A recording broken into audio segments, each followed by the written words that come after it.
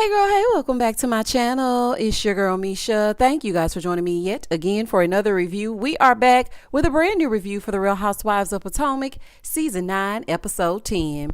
If you are new here, then welcome. I give lighthearted reviews with a little bit of laughter and a little bit of shade and a whole lot of detail. If you're back for a second or third time, then welcome back. Y'all, please don't hesitate to like, comment, and subscribe to the channel. Share with a friend. Hit that notification bell so that you will be updated each and every time I upload a video. Now, child, let's get into it if we gonna get into it. So when the episode first opens up, we see Giselle. She's sitting at home with her girls, and she's asking them how work has been. Let me tell you something. I am them at 16 through 42. I want to quit. I want to quit my job, but I need the money. So they're ready to go off to school. They don't want to leave Giselle, but they want to leave Potomac. Giselle made sure to let Mia know through her confessional. Girl, you can say whatever you want to say about my babies, but my daughter Angel graduated with a 4.2 and my daughter Adore graduated with a 3.9. She said the people can say whatever they want to say about her kids, but they are doing the damn thing. Honey, I know that's right. Girl, ain't nobody talking but old lying Leah. She want to try to bring somebody down to her level. That's normal. It's normal high school behavior. Honey, I know I tried it a few times with my parents sleep in the other room, but y'all ain't heard that from me. Moving forward. So then she starts talking to them about her dad's will. Now, supposedly his will was thrown away and somebody else forged his signature when he couldn't even hold a pen. So now she's in court fighting so that the will that they have is thrown out because that will is saying that they don't get anything when she know that they do. She said somebody did some shady stuff and she was with him at the time that they did it and she knew that he wouldn't do that. She knew that. She said she knows that her dad cared about generational wealth and would have definitely left something to her kids if nobody else. Honey, he cared about them more than he cared about his own daughter. Side note, y'all know that I'm no Gizzard fan, but dare I say that Giselle looks stunning in this gold confessional look. I don't know if it was the body lotion. I don't know what it was, honey. It was just glistening from ear to ear and the gold just really set it off. I said, okay, metallic, honey, I like that. That's neither here nor there. That's just a side note. Now, she did say that this is the reason that she doesn't want to be legally tied to anyone. Now, her daughter said, well, couldn't you just put something in so that they couldn't take things from us? I mean, you can, honey, but people are shady. Okay, I don't trust nobody. So then she says, well, I had a talk with Jamal too. And he told me that he had put some things in a trust. That supersedes everything. A will, anything that you could bring out, the trust will supersede that. And that's smart because at the end of the day, anybody is capable of anything. Okay, I cannot tell y'all how many times people in my family have fought over the last will and testament. People be forging signatures. People be throwing things away and don't let them get in the deceased house before you can. Baby, they start rummaging through things and rearranging and changing. I have seen some shady stuff. Child, it's been some family fights. I'm just saying that. So then they were like, okay, well, if dad did that, when you get married, you can do the same thing. She said, yeah, I don't be trusting people. I don't blame them, honey. I do not blame them. Moving forward. It's one thing Giselle gonna do. She gonna worry about that money, honey.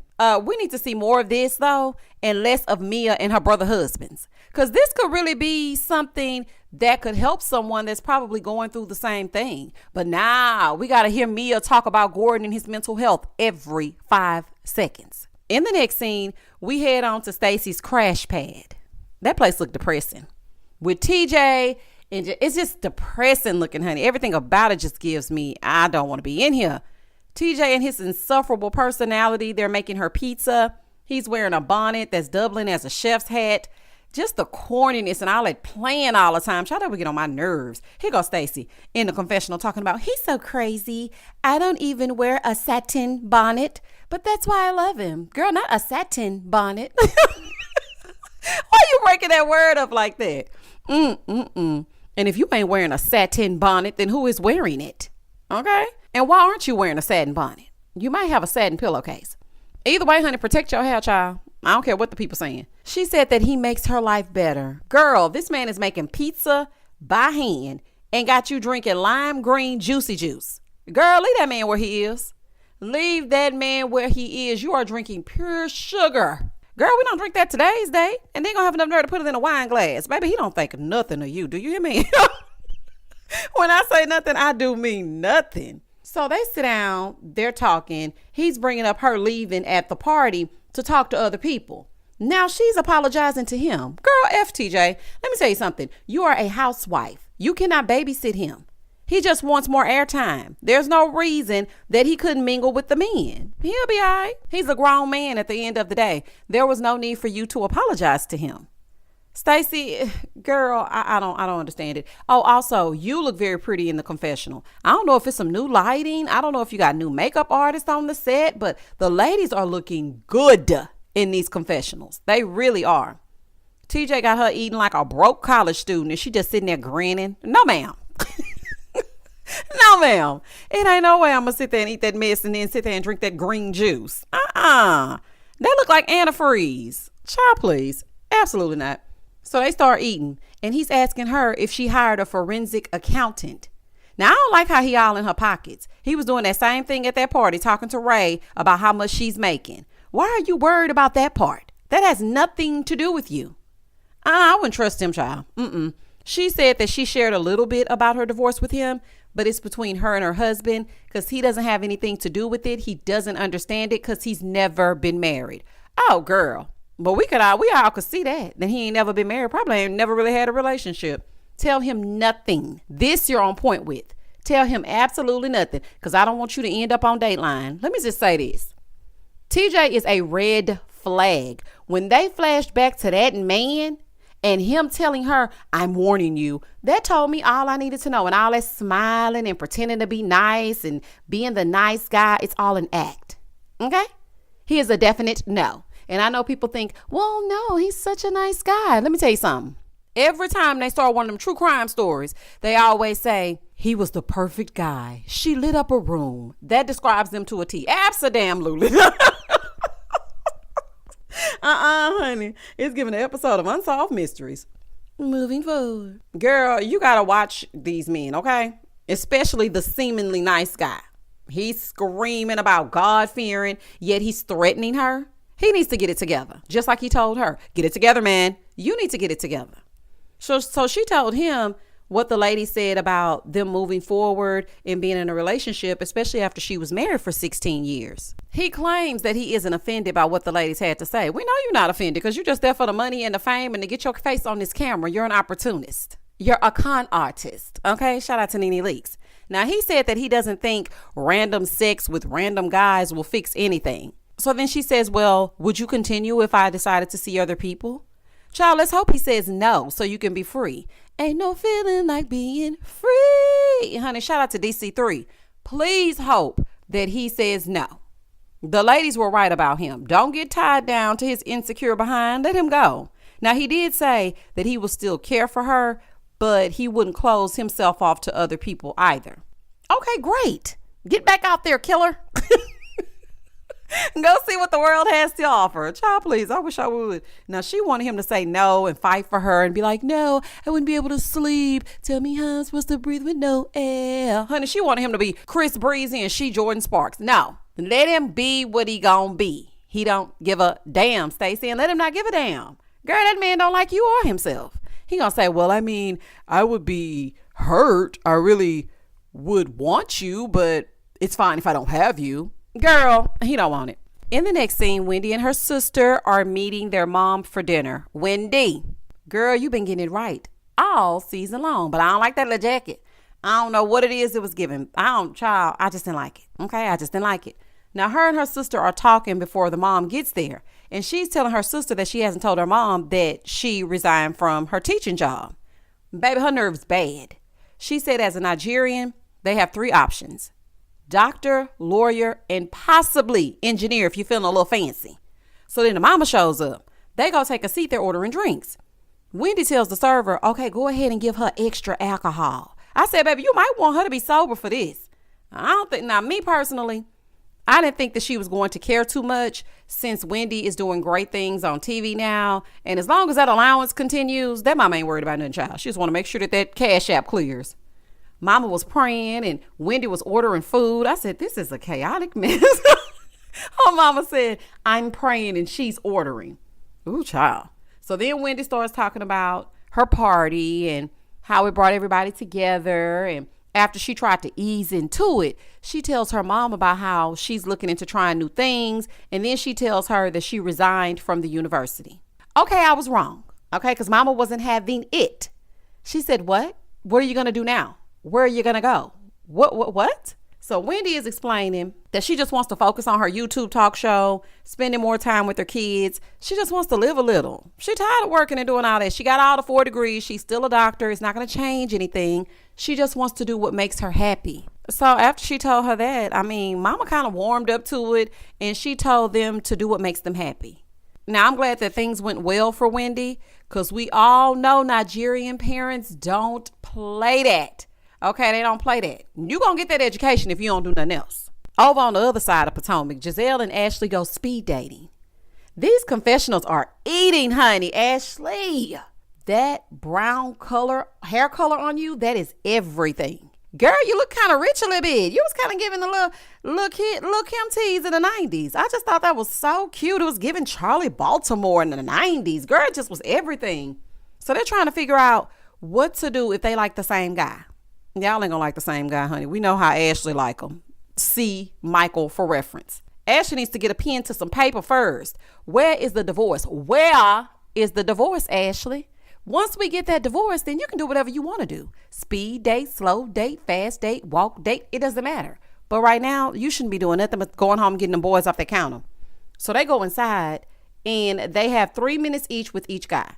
So they do round 1. Child, Will came through with some flowers for Ashley's birthday. He said he researched her. I was like, okay, he giving opportunist, child. Talking about, I heard that you liked lilies. I don't like it.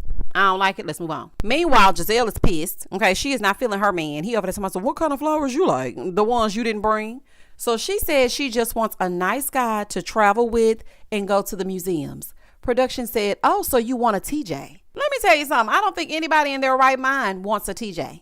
I don't think TJ even wants a TJ.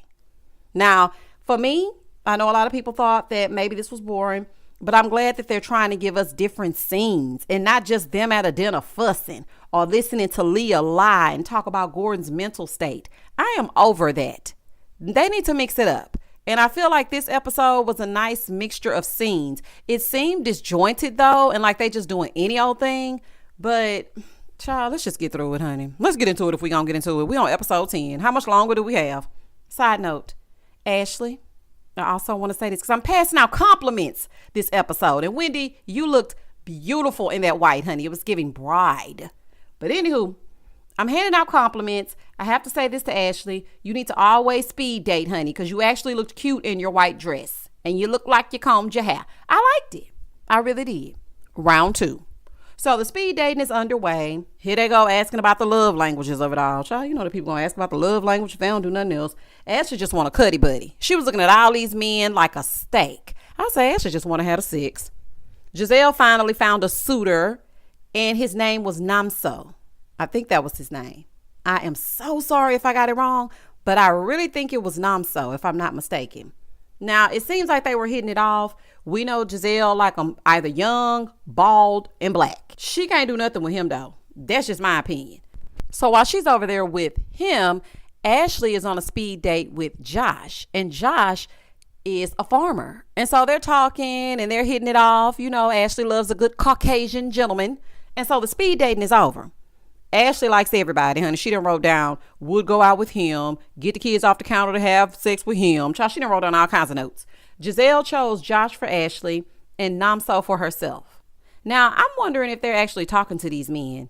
And Giselle, please save a few for us, honey. I don't want to end up on the later daters. That don't make no damn sense. He is 42. Can you give us a chance? Okay. Now, Josh and Ashley look related, so that would be a no for me. Because when I was looking at him, I said, they look like they could be brother and sister. Child is a fool. In the next scene, Ray and Karen are at the house, and it's time for Karen to tell Ray that he isn't delivering in the marriage, because y'all know that's what she likes to do every season. It's a sit down. She starts telling Ray that she was an emotional wreck that night. Girl, the only wreck that happened was after you got behind the wheel after you were drinking. Grand dame now? Girl, anyway. So she was saying she was an emotional wreck that night, and so mad at him, and she didn't know if they would make it because prior to her having that situation, he wasn't supporting her. Karen, what is happening? Do you like Mr. Raymond or not? Do you like him? Because it seems like every single season since this show has been airing, it seems like you don't really like him. And I always go back to two scenes when it comes to Karen and Ray. I go back to the scene where she was saying you got to control their kisses, because it was just a gross scene. And it seemed like she really didn't want to kiss him. And then I go back to that scene where Ashley was being messy. And, you know, because Karen was drinking and she had said something to Ashley, allegedly. And Ashley outed her when they were in the Sprinter. I always think about those two scenes. I think she loves Ray, but I think that she's tired of him. That's just what I think. So Ray told her, you know, I've been very supportive with everything that's going on, honey, even driving Miss Karen. So you don't have to drive. I'm driving you. I'm picking you up. I'm doing everything that I can do for you. Karen tired of Ray. And this is just another way to get an excuse on camera. Girl, you think someone else was driving the car or what? Why are you being the victim? I'm not understanding, honey. I don't have time enough to make my head hurt, y'all. Moving forward. In the next scene, Kiana and Mia are meeting up. Now, this is what I mean by disjointed. This is weird. Because what is Mia and Kiana doing together after she brought up this girl's scar? Okay. Mia's on the phone with Gordon, honey, trying to get a soundbite to use against him later. I don't trust nothing about her. Now, of course, Mia sits down and she starts talking about Gordon's mental health. So nasty and so rude. Mia, we don't give a damn. And I'm starting to think that he's not having these episodes, but you're saying this on camera to create a narrative where you garner sympathy. You're not getting it from me. I don't buy any of it. I do not. Now, she's reaching out to Kay, so she says, to get her take on things because her boyfriend is a social worker.